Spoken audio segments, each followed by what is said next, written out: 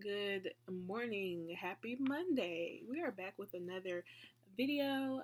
Thanks so much for checking this video out. If it's your first time, welcome. If it's not your first time, thanks so much for coming back. And if you like, go ahead and give this video a thumbs up, share it with your friends. It's definitely going to be a blessing.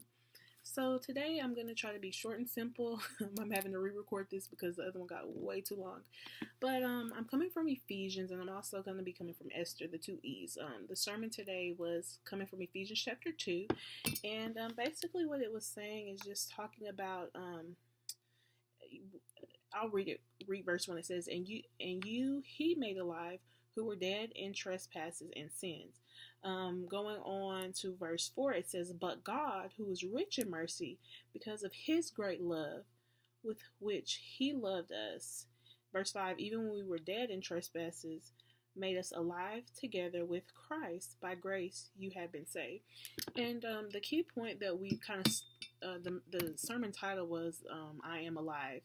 But we kind of stuck on the but God, because so often we get in situations where, we've done wrong or whatever the case may be. We've come from a bad background, whatever.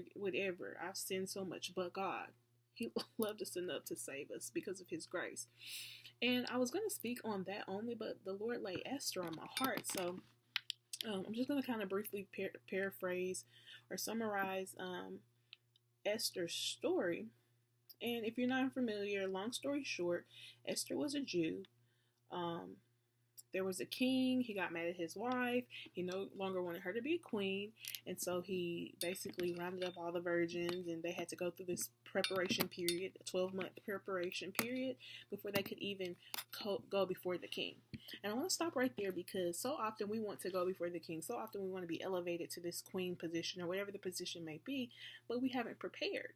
And this story is a perfect example of the preparation period before you can even go into the king's presence, okay? And think about the king as being God. We don't want to just go to God any type of way. We want to be prepared. We want to be our best selves, And just if you're going to apply that to your own life, you don't want to just be a mediocre boss. You don't want to just be an okay student. You want to be the best. You don't want to just graduate barely. You want to graduate like cum laude, magna cum laude, top of your class, all the different banners and things like that. You want to be the best you that you can be, because you're representing the king. Okay, so that's the first point I wanted to make. The second point is that I noticed throughout the whole book of Esther is the word favor. Verse 9 in chapter 1, it talks about how Esther was young, a young woman who pleased the king, and she obtained favor. Another verse goes on to say she obtained grace and favor, and also she obtained favor in the sight of all who saw her. So she was just basically walking favor. I don't know about you, but I definitely want to have God's favor over my life. I want to go into a situation and just seem like the doors are open for me. That's favor. Another point that was brought out that I love, there was the king's second in command, Haman. He wasn't really fond of the Jews. He didn't like Mordecai, and basically he was trying to destroy the Jews. Long story short, the plan that he had to kill Mordecai backfired, and the way that he wanted Mordecai to die, he died that same death. Basically, the ditch he was digging for Mordecai, he ended up getting thrown in that ditch. And I just want to encourage you, don't get discouraged. Of course, we're going to have enemies. We're going to have persecution. I mean, think about what Jesus went through. And as a follower, that's what follower of Christ, it comes with the territory. But don't get discouraged. You are on the winning team, and the enemy can do you no harm. At the end of the day, his destination is hell. Okay? Let's see what else. Oh my goodness. Chapter 4, verse 13. I gotta read it, guys, and then we're gonna wrap it up. And Mordecai told them to answer Esther, do not think in your heart that you will escape in the king's palace any more than all the other Jews. For if you remain completely silent at this time, relief and deliverance will arise for the Jews from another place, but you and your father's house will perish. Yet who knows whether you have come to the kingdom for such a time as this. So often we preach about such a time as this, but I want to just let you know, don't get discouraged.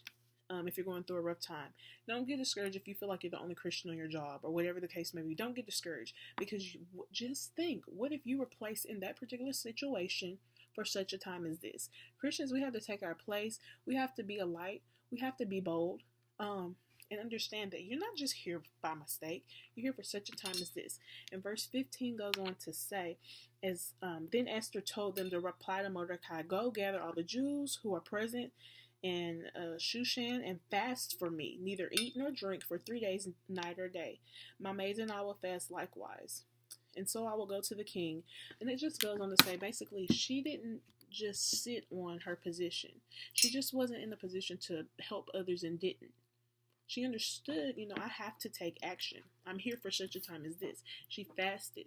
In previous videos, the last video, it talked about how I think David and Saul, they were willing to give the gold. They were willing to give their best, and they gave willingly. Esther, she was willing to fast, to pray, to go into the king's court. You can get killed for that if he didn't ask you to come. She was willing to take that risk to save her people. And long story short, God's hand was in all of this. Even though his name was not mentioned, he was he was orchestrating. Nothing happened by coincidence. And just understand, no matter what phase you are in, if you're in the pre-phase before you become queen, if you're in the queen position, if you're in the persecution position, just understand you're there for such a time as this. God has not forgotten you. And just remember, but God. I know it's backwards, but just remember, God is faithful. He is with you, and you are in your situation for such a time as this. You got this. Stay in the word, stay encouraged, and God bless you. Remember, but God.